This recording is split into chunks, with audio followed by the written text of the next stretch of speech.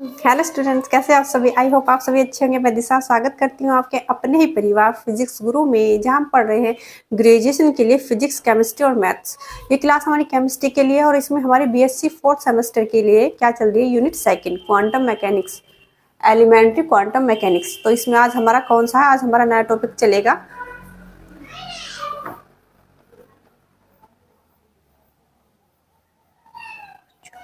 Postulates of the postulates of the quantum mechanics।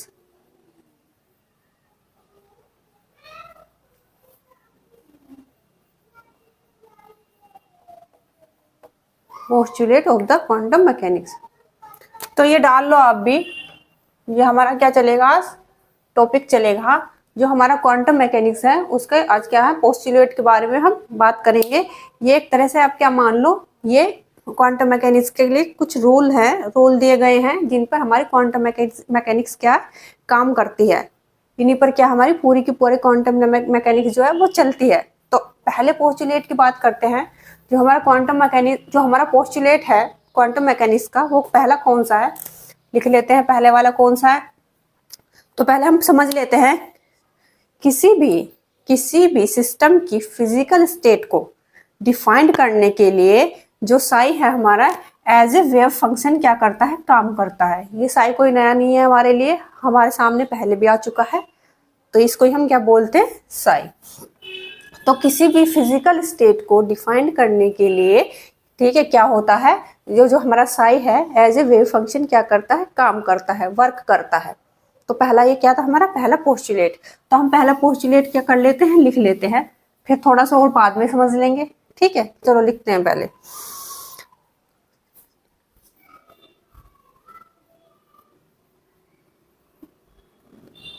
The physical state of, दिख रहा है ना, the physical state of system is defined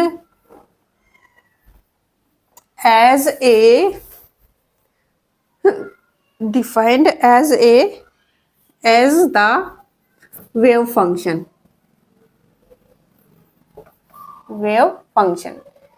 ये हो गया हमारा क्या, पहला point. The physical state of system is defined as the wave function Sai.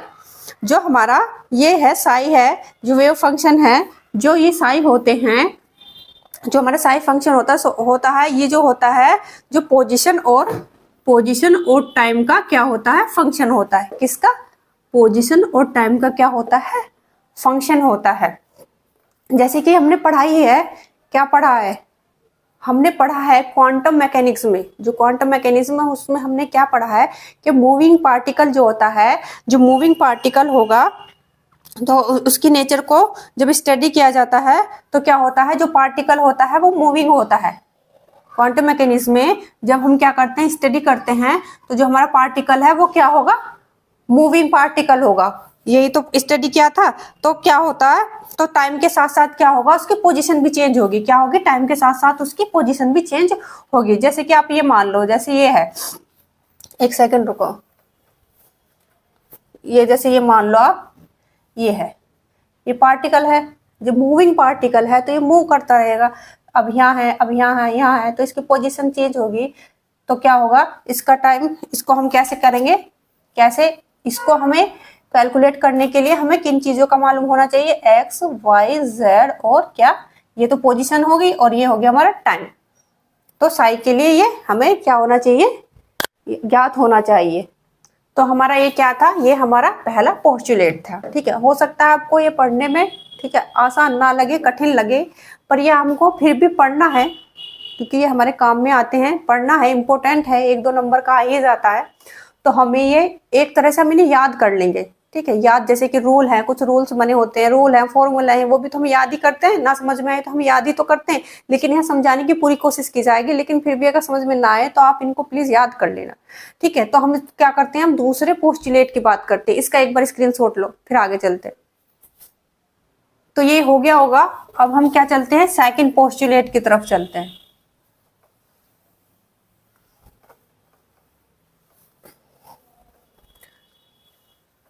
तो लिख भी लेते हैं और समझ भी लेते हैं, ठीक है। पर ये आपको क्या करना है, याद कर लेना है, ये सारे पोस्टुलेट आपको अच्छे से याद होने चाहिए, तो कुछ ना कुछ इसमें से एक ना एक आ जाएगा, ठीक है। तो इसमें क्या है, वेव फंक्शन साई, जो हमारा वेव फंक्शन है, wave function psi, wave function psi की first derivative and second derivative, first derivative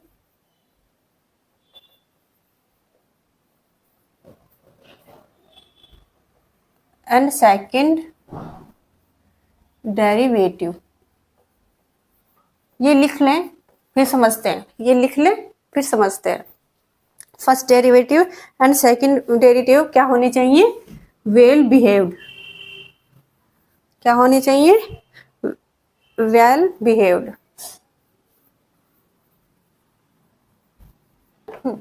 इसमें क्या है, इसमें कहा गया है wave function Sai first derivative and second derivative क्या है, वेल बिहेव्ड होने चाहिए, जिन्हें हम डिफाइन कर सके उनको क्या बोलते हैं हम, वेल बिहेव्ड। तो फर्स्ट डेरिवेटिव क्या होता है, फर्स्ट डेरिवेटिव होता है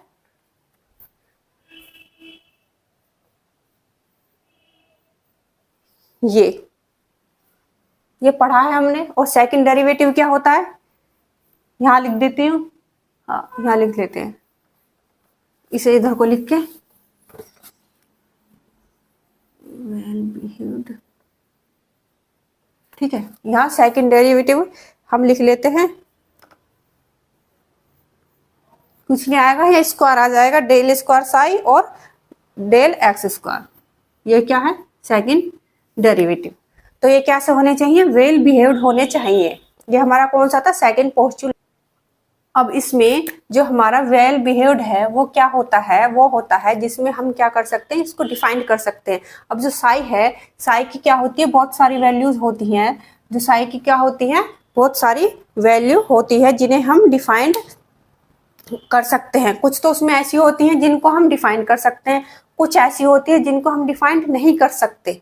जिनको हम, जो साई है उसकी क्या होती है, उसकी वैल्यू होती है, कितनी सारी होती है, बहुत सारी वैल्यू होती है जिनको हम डिफाइन कर सकते हैं, ठीक है। क्या होते हैं इसके, साई के सॉल्यूशन होते हैं, क्या होते हैं, सॉल्यूशन होते हैं, ठीक है। बहुत सारे सॉल्यूशन होते हैं, कुछ तो ऐसे होते हैं जिन्हें हम डिफाइन कर सकते हैं, कुछ ऐसे होते हैं जिनको हम डिफाइन नहीं कर सकते, ठीक है। कुछ तो ऐसे हैं जिन्हें हम डिफाइन कर सकते हैं, जो साई का सॉल्यूशन है, ठीक है। बहुत सारे सॉल्यूशन होते हैं, एक तो वो है जिन्हें हम डिफाइन कर सकते हैं, ठीक है, और एक है जिन्हें हम डिफाइन नहीं कर सकते, डिफाइन नॉट डिफाइन कर सकते। तो जिन्हें हम डिफाइन कर सकते हैं उन्हें क्या कहते हैं, वेल बिहेव्ड। तो उन्हें, जिन्हें हम क्या कर सकते हैं, डिफाइन, उन्हें कहते हैं वेल बिहेव्ड। तो आगे, ठीक है, इतना हो गया, ये समझाने के लिए लिखा था। तो वेल बिहेव्ड है, तो इसके आगे हमने क्या करना चाहिए, जो हमारा वेव फंक्शन है वेल बिहेव्ड होना चाहिए, और क्या होना चाहिए, सिंगल वैल्यू, क्या होनी चाहिए उसकी, सिंगल वैल्यू होनी चाहिए, सिंगल वैल्यू, और क्या होना चाहिए, कॉन्टिन्यूस।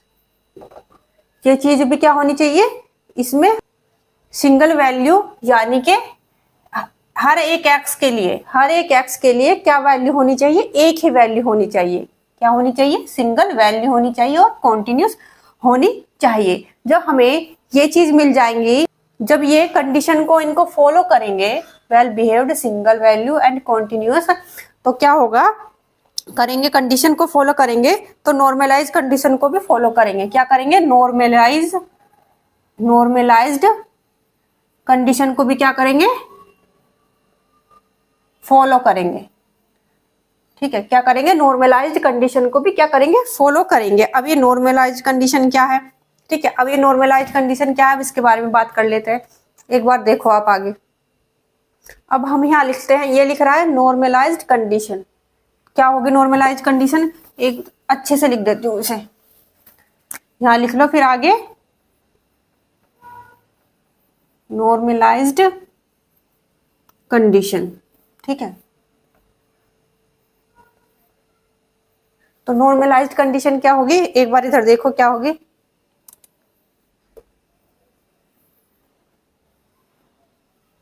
इंटीग्रल माइनस इन्फिनाइट से प्लस इन्फिनाइट तक साइन स्टार क्या करेगी, ये वाली नॉर्मलाइज्ड कंडीशन क्या करेगा, ये फॉलो करेगा, डी टो इक्वल टू 1। ठीक है, इसका सॉल्यूशन क्या आना चाहिए, 1। जब ये कंडीशन क्या करेगा, फॉलो करेगा। तो एक बार इसे नोट करो।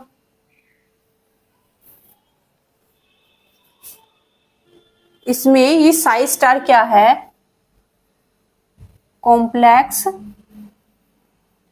कॉन्जुगेट। ठीक है, कॉम्प्लेक्स कॉन्जुगेट। ठीक है, एक बार इसका स्क्रीनशॉट लो या नोट करो। तो इसमें हमारे 2 पोस्टुलेट हो गए। ठीक है, पहला था किसी भी सिस्टम की फिजिकल स्टेट को डिफाइन करने के लिए जो हमारा साई है एज ए वेव फंक्शन क्या करता है, काम करता है। दूसरा क्या है, जो हमारा वेव फंक्शन है वो वेल बिहेव्ड होना चाहिए, सिंगल वैल्यूड होनी चाहिए और कॉन्टिन्यूस होना चाहिए। और इसमें जब ये वाली चीज क्या करेगा, फॉलो करेगा, तो इसकी नॉर्मलाइज्ड कंडीशन भी होगी, जो चीज करने के बाद उसकी एक नॉर्मलाइज्ड कंडीशन होगी जो ये फॉलो करेगा, क्या होगी, वो ये होगी। ये आपको लर्न करना पड़ेगा। ठीक है, ये चीजें आपको लर्न करनी ही पड़ेगी। इसका कोई ऐसा नहीं है कि हाँ कुछ अलग वो फॉर्मूला हो या कुछ हो, ये आपको याद करना ही पड़ेगा, ये आपको याद कर लेना है। ठीक है, आप यहाँ तक नोट कर लिया होगा, स्क्रीनशॉट ले लिया होगा। आप क्या करेंगे, हम थर्ड पोस्टुलेट को पढ़ेंगे। हमारा तीसरा पोस्टुलेट आएगा, वो लिख लो।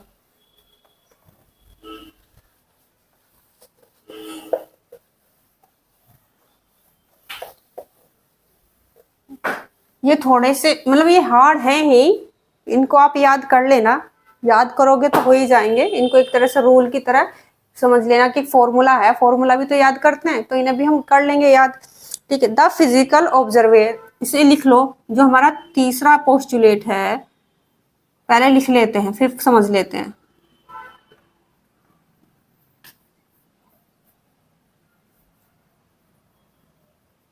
The physical observable quantities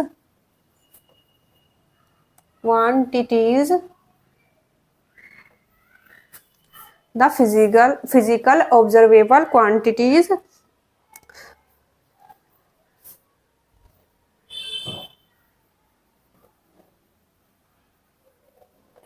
represents as हर्मिल्टनियन क्या, हर्मिल्टन ऑपरेटर।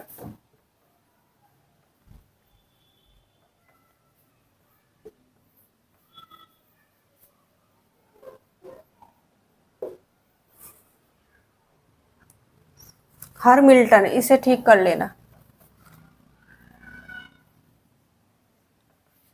इसे किससे रिप्रेजेंट करते हैं, अल्फा कैप से। किससे, अल्फा कैप से क्या करते हैं, इसको हर्मिल्टन ऑपरेटर को क्या करते हैं, रिप्रेजेंट करते हैं। अब इसमें ये लिख लो आगे, साई 1 ये क्या हो गया हमारा, हर्मिल्टन ऑपरेटर। ठीक है, alpha psi 1 star d tau equal to psi 1 Hamilton psi 1 star d tau. ये नोट करो एक बार। क्वांटम मैकेनिक्स में जितनी भी फिजिकल ऑब्जर्वेबल क्वांटिटीज हैं, ठीक है, फिजिकल ऑब्जर्वेबल जो क्वांटिटीज हैं उन्हें हम किससे, इस ऑपरेटर से भी क्या कर सकते हैं, रिप्रेजेंट कर सकते हैं। तो अगर ये हमारा साई 1 ये क्या है, हमारा हर्मिल्टन ऑपरेटर अल्फा कैप है, psi 1 star d tau equal to psi 1 alpha cap यानी Hamilton operator psi 1 star d tau. तो ये अगर इसके बराबर आएगा तो क्या कहलाएगा, ये अगर ये कंडीशन फॉलो कर रहे हैं तो हर्मिल्टन ऑपरेटर कहलाएगा। ठीक है, अगर ये वाली कंडीशन फॉलो कर रहे हैं तो क्या कहलाएगा, हर्मिल्टन ऑपरेटर कहलाएगा। ये भी आपको क्या करना पड़ेगा, लर्न ही करना पड़ेगा, तो कर लेना। ठीक है, तो ये हमारा कौन सा था, तीसरा पोस्टुलेट। अब हम हमारा कौन सा आएगा, चौथा पोस्टुलेट। इसमें ज्यादा पोस्टुलेट नहीं, 3-4-5 पोस्टुलेट हम पढ़ेंगे, क्योंकि हमारे सिलेबस में इतना ही, बीएससी फोर्थ सेमेस्टर के सिलेबस में इतने ही पोस्टुलेट दिए हुए हैं। और ये फॉर्मूले जो है तुम एक तरह से इन्हें याद कर लेना। हाँ, ये तुमने पहले भी देखे हुए होंगे, ऐसा नहीं है कि ये पहले भी आए होंगे। रूल भी तो याद करते हैं हम, तो ये रूल ही है, ठीक है। तो रूल ही है, तो इन्हें भी हम समझ लेंगे, जितना समझ में आएगा ठीक है, बाकी हम याद कर लेंगे। तो अब क्या करते हैं, हम तीसरा पोस्टुलेट देखते हैं। तो हमारा जो तीसरा पोस्टुलेट है वो अब आएगा।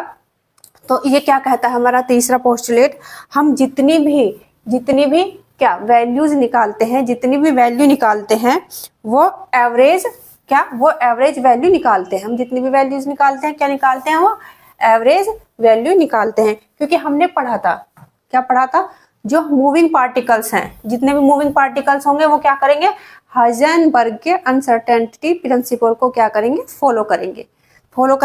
तो क्या होगा, हाइजेनबर्ग की जो अनसर्टेनिटी प्रिंसिपल को क्या करेंगे, फॉलो करेंगे। तो क्या होगा, एग्जैक्ट वैल्यू क्या नहीं कर पाएंगे, हम उसकी एग्जैक्ट वैल्यू क्या नहीं कर पाएंगे, कैलकुलेट नहीं कर पाएंगे। यही तो पढ़ा था हमने हाइजेनबर्ग वाले में। जो मूविंग पार्टिकल हैं, अगर मूविंग पार्टिकल हैं, वो क्या करेंगे, हाइजेनबर्ग के अनसर्टेनिटी प्रिंसिपल को फॉलो करेंगे।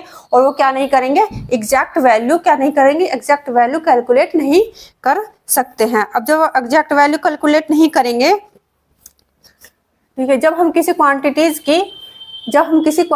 की क्या नहीं करेंगे, एग्जैक्ट वैल्यू कैलकुलेट नहीं करेंगे, तो वो एवरेज वैल्यू की फॉर्म में क्या करते हैं, कैलकुलेट करते हैं। किसकी, एवरेज फॉर्म की वैल्यू क्या है, कैलकुलेट करते हैं। तो उस एवरेज वैल्यू को जिसे हम कैलकुलेट करते हैं, उस एवरेज वैल्यू को कैलकुलेट करने के लिए कौन सी कंडीशन फॉलो की जाएंगी, वो कंडीशन कौन सी फॉलो की जाएंगी, वो यहाँ हम देखते हैं, लिखते हैं। ये हमारा पोस्टुलेट आ गया है तीसरा। अब इसके बारे में हम लिख लेते हैं, ठीक है। जो ये है, the average value of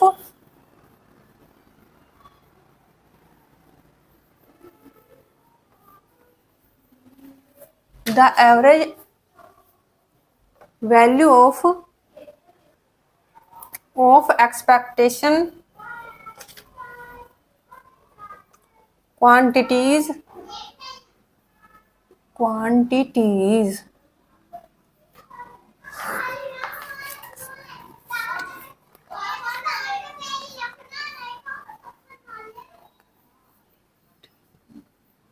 calculate as follow।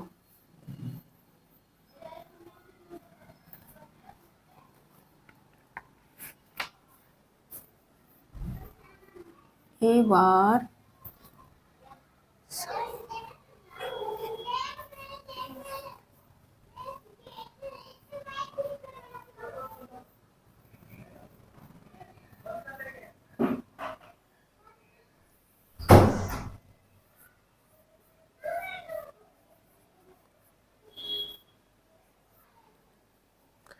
कौन सी कंडीशन फॉलो होगी, ये A bar equal to integral psi A cap psi star d tau psi star d tau, ठीक है। तो ये एक बार आप स्क्रीनशॉट ले लो, नोट करो इसे। अब हम, ये हो गया होगा। अब हम क्या लिखते हैं, चौथा पोस्टुलेट नंबर 4 पे जो आएगा वो लिख लेते हैं।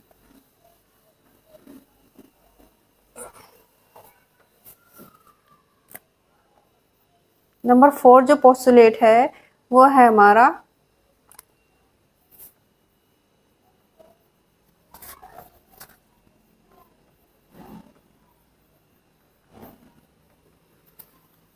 हाँ दिख रहा है ना, हाँ।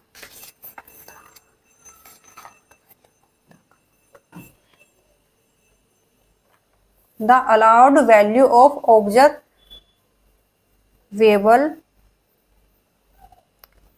quantities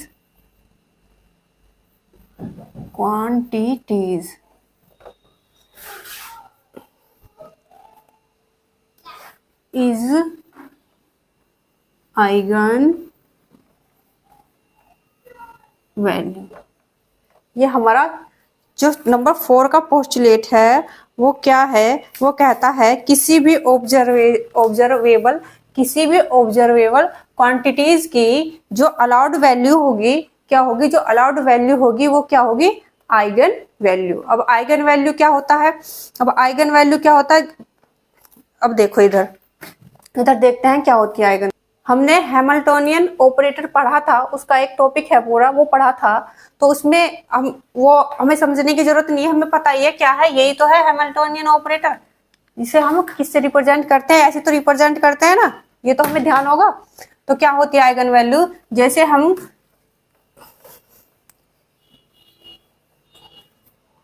किसी साई के ऊपर क्या करते हैं, हम ये ऑपरेटर को क्या करते हैं, ऑपरेट करते हैं, तो क्या देख रहे हैं हम, आइगन वैल्यू देख रहे हैं। तो क्या करते हैं, किसी के ऊपर, किसी साई के ऊपर, क्या साई या वेव फंक्शन के ऊपर क्या करते हैं, एक ऑपरेटर को क्या करते हैं, ऑपरेट करते हैं।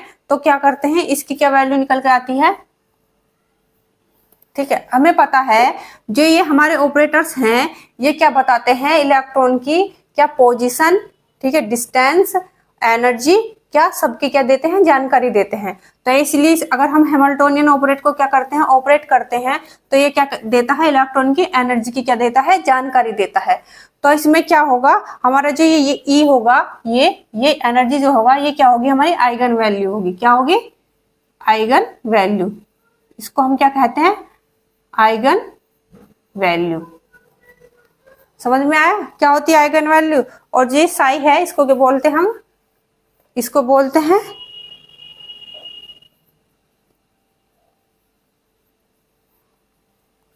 Eigen function. पता चल गया क्या होती है आइगन वैल्यू, ये हमने पढ़ा है जब हम किसी वेव फंक्शन पर क्या करते हैं, ऑपरेटर को, किसी ऑपरेटर को ऑपरेट करते हैं, तो इसकी वैल्यू जो निकल के आती है, जो इसका साई है, वेव फंक्शन है, तो वो तो एज इट इज आ जाएगा, और यहाँ जो है क्या आ जाएगा, इसका आइगन वैल्यू आ जाएगी, क्या आ जाएगी, हमारी आइगन वैल्यू आ जाएगी। इसका एक बार स्क्रीनशॉट ले लो। ये हाँ, ये चीजें हमें समझ में इतने नहीं आएंगी, इतने हम इन्हें यूज नहीं कर लेते, क्या नहीं कर लेते, यूज नहीं कर लेते। अगर हम कोई भी रूल अगर हम समझ रहे हैं, याद कर रहे हैं, इतने वो हमें समझ में नहीं आती, इतने वो हमारे यूज में नहीं आ जाता। अब जैसे आप एग्जांपल ले लो, ये प्लस ही है, हम इसे पहचान तो लेंगे कि हाँ ये प्लस साइन है, लेकिन जब हमने इसे यूज ही नहीं किया तो हमें पता कैसे चलेगा ये कहाँ यूज होगा, कैसे यूज होगा, इसका क्या आएगा। तो ऐसे ही पोस्टुलेट समझ लो, ठीक है, पोस्टुलेट इतने अगर हम यूज करके नहीं देखेंगे, इतने ही हमें समझ में भी नहीं आएंगे, लेकिन आपको ये याद कर लेना, पर याद कर लेना, बेशक समझ में नहीं आया लेकिन याद कर लेना, ये चीजें आपको याद ही करनी पड़ेगी, आप इनको याद कर लेना, क्योंकि ये आगे यूज में आएंगे तो आपको ये समझ में भी आसानी से आ जाएंगे। ठीक है, एक बार स्क्रीनशॉट लो। अब हमारा जो पांचवा पोस्टुलेट है, वो लास्ट वाला पोस्टुलेट है, उसमें क्या है, जो हमारी ये है, क्या है, क्वांटिटीज हैं, क्या है, जब हम क्लासिकल फॉर्म में क्या करते हैं, इन क्वांटिटीज को क्या करते हैं, रिप्रेजेंट करते हैं, जिस फॉर्म में रिप्रेजेंट करते हैं, क्वांटम मैकेनिज्म में हम क्या, ऑपरेटर के फॉर्म में जो क्लासिकल है उसमें क्या करते हैं हम, जैसे हम क्लासिकल में इन्हें रिप्रेजेंट करते हैं, मीन आप सिंपल लैंग्वेज में समझो, जो हमारी क्लासिकल मैकेनिक्स है, जो क्लासिकल मैकेनिक्स में जो ऑब्जर्वेबल क्वांटिटीज है, फिजिकल क्वांटिटीज है, उन्हें किससे रिप्रेजेंट किया जाता है, जिससे डिनोट किया जाता है, जिससे रिप्रेजेंट किया जाता है, उसी चीज से हम मैकेनिकल क्वांटम मैकेनिज्म में रिप्रेजेंट करते हैं। बस उसमें क्या करते हैं हम, ऑपरेटर शो कर देते हैं। ठीक है, रिप्रेजेंट हम उसी से करते हैं जिससे हम क्लासिकल में रिप्रेजेंट करते हैं, डिनोट करते हैं जिन चीजों से, उन्हीं चीजों से हम किसमें, क्वांटम मैकेनिक्स में रिप्रेजेंट करते हैं। बट इसमें इतना अंतर है कि इसमें ऑपरेटर लगा देते हैं। ठीक है, समझ में आ गया होगा, क्या कर देते हैं, ऑपरेटर की फॉर्म में रिप्रेजेंट किया जाता है। कैसे किया जाता है, ऑपरेटर के फॉर्म में। अगर ये पॉइंट अब मेरे बोलने से समझ में नहीं आया तो आपको अब लिखने से समझ में आ जाएगा। ठीक है, अब हम लिखेंगे ना तब हमें समझ में आ जाएगा। एक बार देखो, ये आपका हो गया होगा ना पांचों पॉइंट जो मैंने बोला अभी। अगर ये समझ में नहीं आया है तो अब हम लिखेंगे तो ये हमें एकदम अच्छे से समझ में आ जाएगा कि मैं बोलना क्या चाह रही हूँ। ठीक है, जो हमारी क्लासिकल है उसमें क्या है, जो चीज हम ये ऑब्जर्वेबल क्वांटिटीज है, फिजिकल क्वांटिटीज है, जिससे रिप्रेजेंट करते हैं, उससे ही रिप्रेजेंट हम किस में करते हैं, क्वांटम मैकेनिक्स में। बस क्वांटम मैकेनिक्स में इतना अंतर है कि इसमें हम क्या कर देते हैं, ऑपरेटर के फॉर्म में क्या कर देते हैं, यूज कर लेते हैं। तो एक बार इधर लिखेंगे तब हमें ये और समझ में आ जाए। जैसे आप मान लो पोजीशन है x, ठीक है, क्लासिकल में तो हम ऐसे ही रिप्रेजेंट कर देंगे पोजीशन को, कैसे, x से। लेकिन जो हमारे क्वांटम मैकेनिक्स में, उसमें हम क्या करा देंगे, ऑपरेटर लगा देंगे, ठीक है। क्या लगा देंगे, ऐसे ऑपरेटर लगा देंगे। क्वांटम मैकेनिक्स में हम ऐसे रिप्रेजेंट करते हैं और क्लासिकल में हम ऐसे रिप्रेजेंट करते हैं। आपको क्लियर हो गया होगा मैं क्या कहना चाह रही थी, ठीक है। तो अब इसके बारे में हम थोड़ा सा कुछ लिख लेते हैं। लिख लो यहाँ,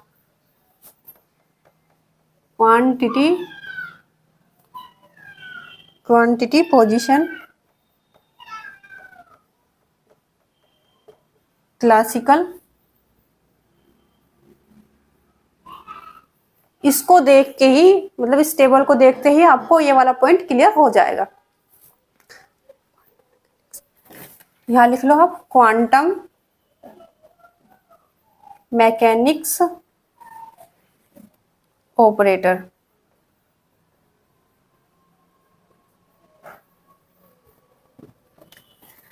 अब हम यहाँ लिख लेते हैं, ठीक है। जो पोजीशन है, ये पोजीशन है, ये लिख रहा है पोजीशन, ठीक है। इसमें पहला पॉइंट क्या हो गया है, पोजीशन। तो इसमें क्लासिकल में x y z ऐसे तो रिप्रेजेंट करते हैं, ऐसे डिनोट करते हैं। जो क्वांटम मैकेनिक्स ऑपरेटर है उसमें हमने अभी समझा था, इसमें क्या ऑपरेटर लगा देंगे, है ना। अब हमारा जो है लीनियर मोमेंटम, क्या लिख लेते हैं हम, ये लीनियर मोमेंटम। लीनियर मोमेंटम तो क्या है यहाँ, px, और यहाँ कैसे डिनोट करते हैं क्वांटम मैकेनिक्स में, ऐसे। और इसकी वैल्यू क्या होती है, ये भी लिख लेते हैं।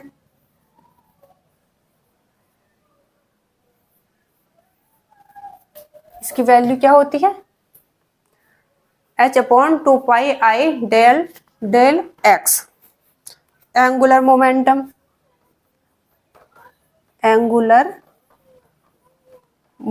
ये आएगा यहाँ, मोमेंटम L। और यहाँ हम कैसे कर लेंगे, ऐसे तो करेंगे, यहाँ ऑपरेटर लगा देंगे क्वांटम मैकेनिक्स में, ठीक है। तो इसकी वैल्यू लिख लेते हैं हम,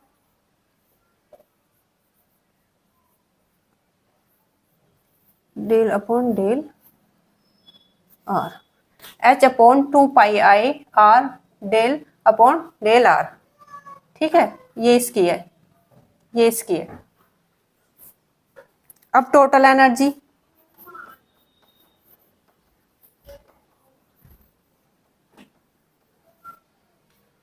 इसमें तो ई से रिप्रेजेंट करेंगे, और यहाँ ई क्या करेंगे, ऑपरेटर लगा देंगे, ठीक है। ई से या एच, हैमिल्टोनियन, वो भी तो एनर्जी बताता है ये, ठीक है। अब पोटेंशियल एनर्जी भी देख लेते हैं।